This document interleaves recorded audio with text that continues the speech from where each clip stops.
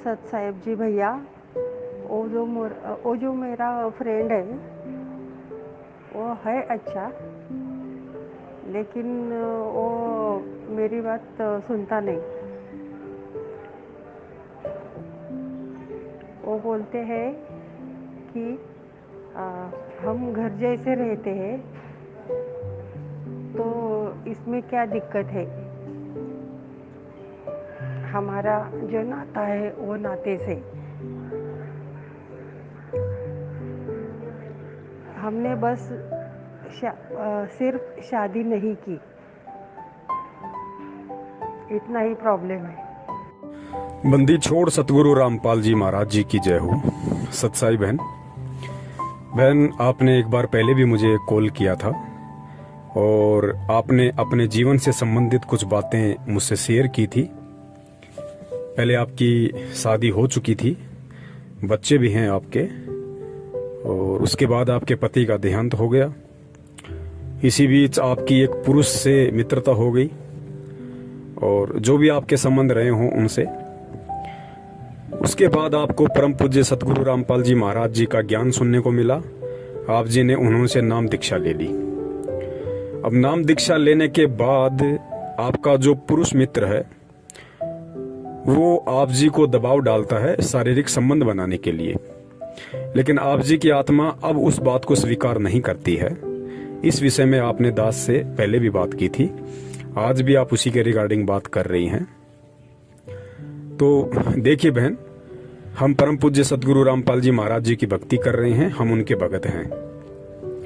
और इस भक्ति मार्ग में जब तक आत्मा पतिव्रता धर्म को प्राप्त नहीं करेगी तब तक वो आत्मा अपने पति को अर्थात अपने परमेश्वर को नहीं भाएगी, अच्छी नहीं लगती। और जो व्यक्ति संत रामपाल जी महाराज जी का शिष्य बनने के बाद, उनकी भक्ति अपनाने के बाद, चाहे पुरुष हो चाहे स्त्री हो, जो सांसारिक रूप से पतिव्रता नहीं हो सकते, अगर पत्नी है, यदि वो पत्नी अपने पति के प्रति वफादार नहीं रह सकती, यदि कोई पति है और वो यदि अपनी पत्नी के प्रति वफादार नहीं रह सकता, अर्थात जो व्यक्ति परम पूज्य सतगुरु रामपाल जी महाराज जी से नाम दीक्षा लेने के बाद भी सांसारिक पतिव्रता वाला धर्म नहीं निभा सकता, वो व्यक्ति आध्यात्मिक रूप से कभी भी पतिव्रता धर्म का पालन नहीं कर सकता और कभी भी अध्यात्म में वो आत्मा परम पूज्य सतगुरु रामपाल जी महाराज जी को पसंद नहीं आएगी, वो कभी भी अपने गुरुदेव को प्रसन्न नहीं कर सकती। और कहते हैं जिन बातों से गुरु दुख पावे तिन बातों को दूर भगावे। आपकी जिन भी, चाहे वो सांसारिक हो चाहे आध्यात्मिक हो, किसी भी प्रकार के वो कर्म कुकर्म हो जो आपके गुरुदेव को पसंद नहीं है, यदि फिर भी आप उनको करते हो तो आपका गुरु आपसे कभी भी खुश नहीं होगा, कभी भी प्रसन्न नहीं होगा। तो बहन, आपने अपने पुरुष मित्र को ये बात अच्छे से समझा देनी चाहिए और उन्हें बता देना चाहिए कि गलतियां सबसे होती हैं जब तक अनजान थे। अज्ञानता में चाहे पुरुष हो चाहे स्त्री हो, लाख गलतियां कर देते हैं। मुझ पवन दास की भी नाम दीक्षा लेने से पहले यही स्थिति थी, ऐसी कोई बड़ी बात नहीं है बहन। मैं कभी भी अपने अवगुणों को छुपाता नहीं हूं। मेरी शादी हो गई थी, शादी होने के बाद भी मैंने अनेकों औरतों से मित्रता की। आप जी समझ सकती हैं, मित्रता होने के बाद खाली वो मित्रता तक ही सीमित नहीं रहती है बात। तो बहन, गलतियां किससे नहीं होती। मैंने तो ये बात मेरी पत्नी को भी बता रखी है कि भाई नाम दीक्षा लेने से पहले मैं तो इतना नीच इंसान था, मैंने तो बहुत सारे कुकर्म किए हैं, लेकिन नाम दीक्षा लेने के बाद गुरुदेव कहते हैं कि बच्चों, तुम्हारा फिर से जन्म हो गया, मैंने तुम्हारा नवीनीकरण कर दिया, मैंने तुम्हें एक बार सोना बना दिया। अब तुम रांग बनने की कोशिश मत करना, तुम तांबा या पीतल बनने की कोशिश मत करना, वरना उसके बाद मैं तुम्हें सोना नहीं बना पाऊंगा। तो बहन, मैं कितना कुकर्मी इंसान था, मैं कितना गलत था, ये सारी बातें मैंने अपनी पत्नी को भी, अपनी भक्तमती को मैंने बता रखी हैं। और आज हमारे को एक दूसरे के ऊपर जो विश्वास है वो पहले नहीं था बहन।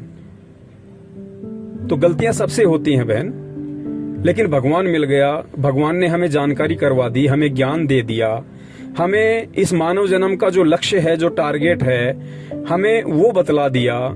हमें उस दिशा की तरफ आगे बढ़ने के लिए एक रास्ता दे दिया, इशारा दे दिया। अब बहन हमने उन पुराने कुकर्मों में नहीं धंसना है। अब यदि हम वो गलती करेंगे, क्योंकि परमेश्वर ने नाम दीक्षा देते ही ये वचन दे दिया कि बेटा धीरे धीरे धीरे धीरे मैं तेरे सारे वो कुकर्म, तेरे सारे अपराध, तेरे सारे पाप कर्म क्षमा कर दूंगा। जैसी तू भक्ति करेगा उस हिसाब से मैं धीरे धीरे तेरे पिछले इतिहास के सारे कुकर्म के जो काले पन्ने हैं मैं उनको साफ कर दूंगा, बशर्ते तू ये नाम दीक्षा लेने के बाद, ये ज्ञान लेने के बाद आगे किसी भी प्रकार का वो कुकर्म ना करे। तो बहन हम ऐसी गलती अब क्यों करेंगे? जो कर्म हमारे प्रयत्नों से असंख्यों जन्म नहीं कट सकते थे, वो पाप कर्म परमात्मा ने नाम दीक्षा देते ही हमें आश्वासन दे दिया, विश्वास दिला दिया कि बेटा धीरे धीरे करके मैं तेरे सारे पाप कर्मों को काट दूंगा। अब तू आगे अपनी भक्ति कर और मेरी मर्यादाओं में रह। तो बहन अब नाम दीक्षा लेने के बाद में पहले यदि कोई बहन थी और यदि उसका किसी पुरुष से संबंध था तो आगे उसने उस संबंध को बिल्कुल समाप्त कर देना चाहिए। और यदि कोई पुरुष था, उसका यदि किसी स्त्री से कोई संबंध था तो उसको अब वो संबंध बिल्कुल समाप्त कर देना चाहिए। उन्हें समझा देना चाहिए अच्छे से, प्यार से, और एक भाई बहन का रिश्ता कायम कर लेना चाहिए। अगर सामने वाला समझदार होगा तो उस चीज को एक्सेप्ट कर लेगा। अगर नहीं करता है तो हमने उसका किसी भी क्रिया में, उसका किसी भी बात में, किसी भी प्रकार से कोई भी समर्थन नहीं करना है। और अगर ज्यादा जोर जबरदस्ती करता है तो उसके लिए आप जी कानून का सहारा ले सकती हैं। तो अब हम सतगुरु की शरण में हैं और सतगुरु की शरण में आने के बाद में अब हमने बिल्कुल भी गंदगी में पांव नहीं देना है।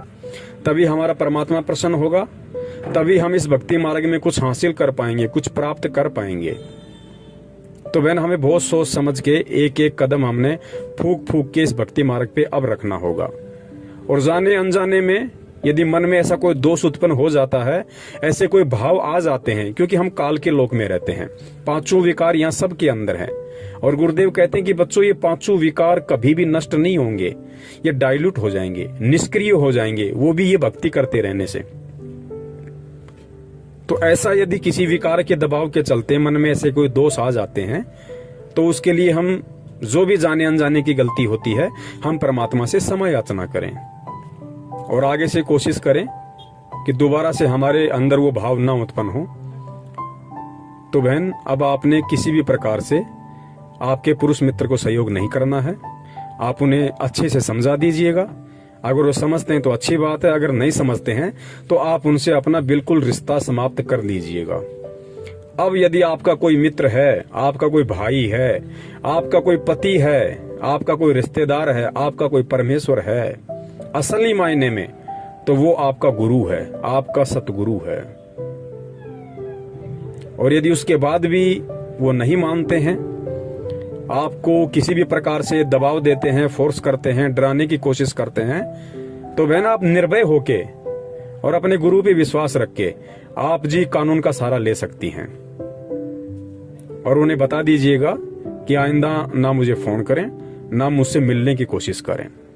तो जरूर परमात्मा हमारे साथ में है, क्योंकि बहन जब हम परमेश्वर के आश्रित होकर और किसी भी प्रकार की जो गंदी सोच है, गंदी इच्छाएं हैं, कुकर्म हैं, जब हम उनको त्यागने की सोच लेते हैं तो परमात्मा उसी क्षण हमारे साथ हो जाता है। परमात्मा बहुत सारे रास्ते खोल देता है और भगत को उस गंदगी से परमात्मा हाथ पकड़ के बाहर निकालता है। ये 100% श्योर है, इसमें कोई झूठ नहीं है, सत्य है ये। तो आज के बाद क्योंकि नाम लेते ही आप एक पवित्र आत्मा हो जाती हैं और इस पवित्रता पे किसी भी प्रकार का कोई भी लांछन, कोई भी कलंक, कोई भी दाग धब्बा ना लगे, इसके लिए हम कोशिश करें कि हम परमेश्वर को ही अपना सब कुछ बना लें, अपना पति, भाई, बंधु, माता, पिता। और है भी वही असल में, जो रिश्ते यहाँ के रिश्तेदार नहीं निभा सकते, उन रिश्तों को वो परमात्मा 1000% बखूबी निभा देगा बहन। वो सारा आश्रय देता है, सारा प्यार देता है परमात्मा, जो यहाँ के रिश्तों से नहीं मिलते।